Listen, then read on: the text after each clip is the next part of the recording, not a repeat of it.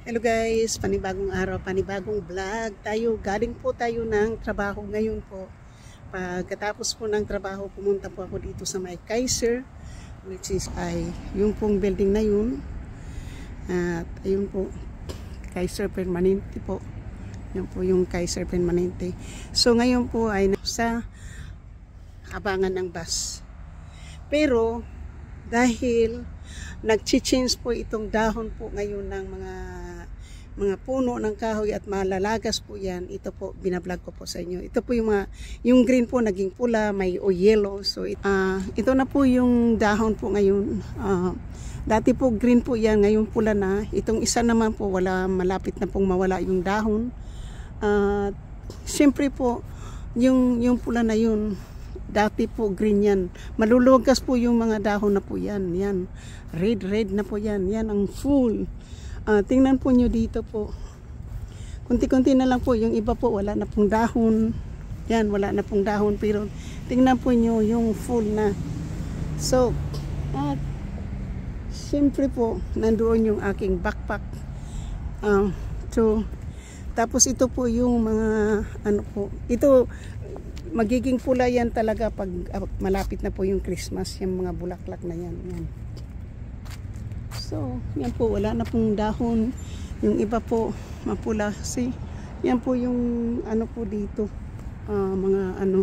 Yung nakita ko po kanina, yung sumakay po ako ng bus. Yung sa kabila po, wala na pong dahon yung mga puno. Yung kung titingnan po nyo doon, yung mga kahoy doon po, wala na pong dahon, mga konti na lang. Katulad po nito. Ito po, wala na pong dahon siya. At saka yun po. Yan. Ito po, malalagas na po ito. Yan. So, yan po, wala na po siyang dahon. So, yan po yung mga ano, kasi mag-change talaga po yan. Mag-ano po yan, oh. Tingnan po. Dati green po yan, ngayon pula. Ngayon po yan, green and yellow. Green and red na po yan. Kasi malalagas po talaga yan. So, nandito po ako sa may Saratoga po. Hindi po to Saratoga. Franklin Drive po yan. So, nandito, iniwan ko po yung aking backpack. Guys, babalik po ako ng Hillsdale kasi mayroon po akong pera. At yung pera na yan po ay syempre mayroon tayong kailangan nating gamitin kasi wala na po ako yung makeup po, wala na. Ayun po ay nakuha na po natin yung ano po, tsaka mayroon po akong suswelduhin. Siguro doon na kukunin yung pangbayad ko po ng aking phone. Kasi ngayon po mababayaran ko na rin po yung storage. So, hindi ko na po kailangan tawagan kasi nandyan na po yung pera natin. So, mabuti dumating po ng maaga ngayon. Every 5 weeks. Every 5 weeks po. Every 5 weeks po yung ating pera. Dati po every 4 weeks. Ngayon every 5 weeks. So, tsaka mabigat po yung, alam po nyo, mabigat po yung guys, mayroon po tayong nakakuha po kanina ng lintin. Masarap po ito siya sa gawing soup. So, masarap po ito siya gagawing soup. Kaya, yan. Tapos, yan po, may bigas. May bigas. At mayroon po tayo ditong beans. Nakuha ko po ito kanina. Papasok po ako dito sa trabaho ko. Dito sa simbahan malapit. So ilalagay ko po, i-add ko po sa may balikbayan box. So, ayun po, pupunta po ako ng Macy kasi mayroon po ako doon bibilhin. Mabasa po eh. Ayaw ko pong umupo kasi basa po yung yung grass. So, andito po, tingnan po nyo yung aking tingnan po nyo yung aking suot. Hoodies. Mainit na po. Pero, malamig kasi mahangin po. Pero kanina po, naku, talagang pinapawisan ko, pati kilikili, pinapawisan dahil lumabas pa ako ng 11 o'clock. Tapos nilakad ko pa po yung bus stop. Mabuti naabutan ko pa po yung bus. Kung hindi, malilit po ako ng aking doctor appointment na 11:30. Kaya ko po ginawa ng 11:30 po kasi wala naman po talaga akong trabaho. Ngayon, dahil sa pinapapasok po nila ako kagabi, yung tinix po ako kagabi kung pwede po akong magtrabaho. So yun po yung ang dami pong trabaho ngayon.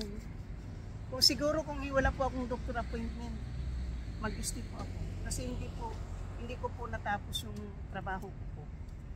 Kaya lang sinabi ko na hindi ako pwedeng mag-stay.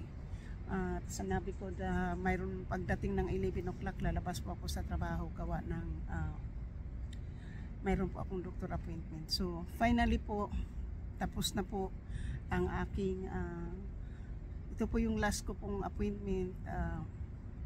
Sinabi kasi po nung last year na pag edad mo ng 65 wala na pong wala na pong pap smear, yung cervical screening. Dahil po naging positive po ako nung last year, inulit po ngayon. Sana po hindi na po mauulit dahil sabi ko kasi sa doktor na wala po ako. Sabi niya kung pwede next year daw na lang ulitin, sabi niya. Tapos magkailangan pa po natin ng mammogram.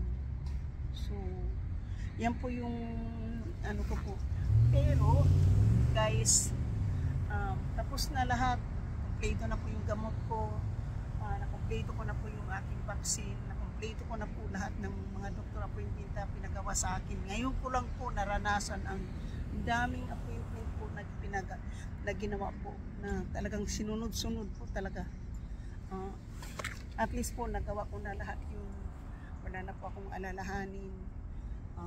So yan lang po ang masasabi ko po sa inyo. At masaya po ako nga nagkabayad ng ating storage, so hindi na po ako masyadong mag-aalala kasi yan ang masasabi ko lang po na yan po yung mga pero ganda po talaga doon, no?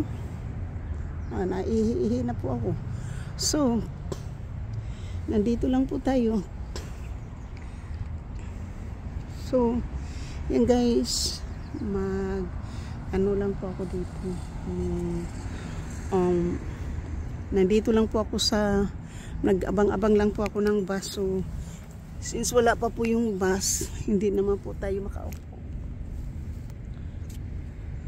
So upo-upo na lang po muna tayo dito po habang nag-aabang tayo ng bus para mayroon lang po akong i-upload dahil alam ko po yung araw na yun na hindi po tayo makapag-vlog. Hindi po ako nakapag-live kaninang umaga kasi wala nga tayo sa trabaho. Sana nga po, cross my fingers po na paanuhin po ako yung pasukin po ako bukas. Kasi kung papasukin pa ako bukas po, naku, happy na po ako kasi mayroon po tayong kunting po.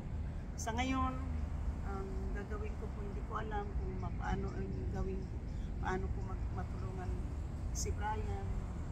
Wala naman talaga po kaming wala naman po talaga akong madudukot na kasi naubos ko na talaga pagbayad sa renta yung naipon ko, kahit na sa pagkain lang talagang tipid na po ako. So pero bago ko naman po iwanan yung aking anak, kailangan po meron po siya makain. Yan lang po yung aking po sa kanya. Kailangan po siyang bilhan po ng kanyang katulad ng kape, asukal kasi mahilig.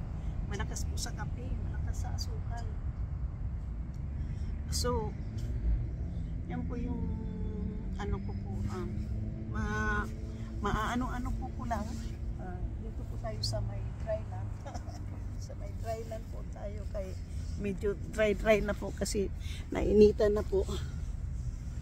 So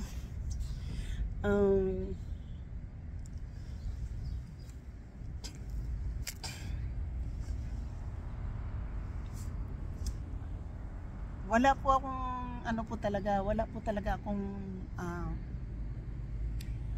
wala na po akong magagawang content kasi nga hindi naman talaga po ako nagda-drive, pero at least ngayon po ay nandito po tayo.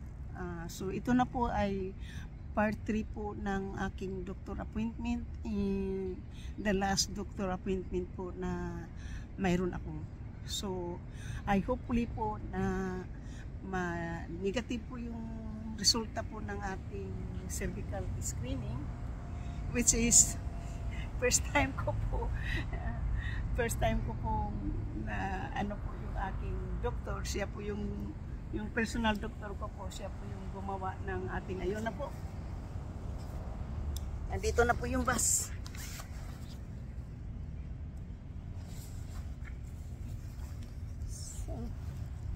Nandito na po yung ating bus. Kaya po, nandito na po yung bus natin.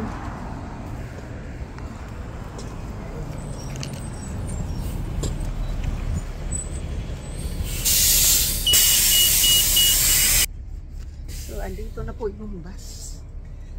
I'm not taking you, okay? I'm in my face. Thank you. Please hold on. So, nandito na po tayo sa bus. Bumalik na naman pala Hillsdale. So, guys, kaninang umaga sumakay po ko sa ECR na yung sinakyan ko kanina. Tapos, 11:10 po, sumakay po ako papunta dito sa May Kaiser. So, wala na pong dahon yung mga puno dyan. Diba? Walang puno na kasi nahuna na po yung mga dahon. Wala na po mga dahon dyan. Yan po, wala na mga dahon yung puno. So, ito yung so nandito po tayo, bumalik po tayo ng Hillsdale. Diba? Thank you guys. Thank you for watching. And shout out po sa lahat. Sa lahat lang. Stop requested. I'm going that way, sir. The bus comes to a complete stop. Not now.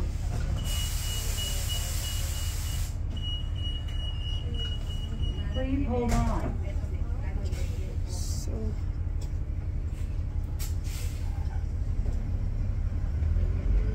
dito po tayo bababa kasi punta po tayo sa food court para kumain. Gutom na eh. Wala pa po akong almusal. May alas 12 na po, kaya kakain muna po tayo. Dito po tayo sa food court para kumain. Masaya po ako kasi meron pa akong pambiling pagkain po. So, shoot out po sa lahat. Sa lahat-lahat po ng ating mga minamahal na mga subscriber, silent viewers, ng mga OFWs, kaibigan at hindi, bigyan ng shoot out po.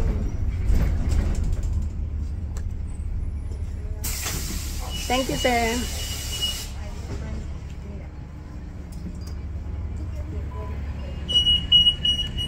So, na tayo guys, bumalik tayo ng Hillsdale. Dito ako kanina nang gagaling po kasi ECR po yung sinakyan natin. Ngayon po ay 250. Galing na po ako kanina. Sumakay din po ako ng bus na 250 para pumunta ng Kaiser. Galing sa trabaho. Tapos ngayon bumalik na naman tayo sa, ayan po yung train.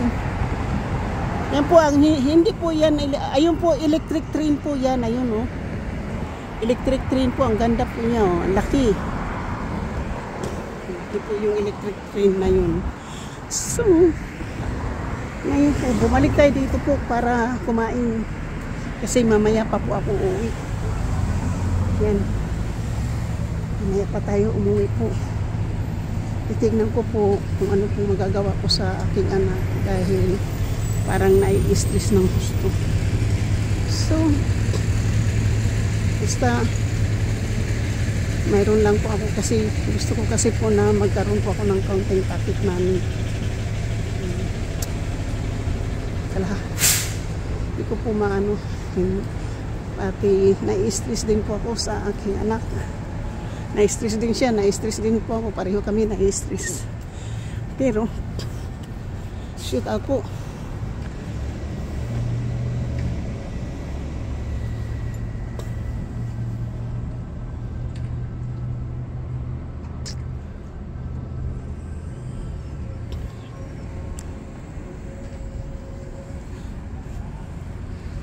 Shoot out, shoot out.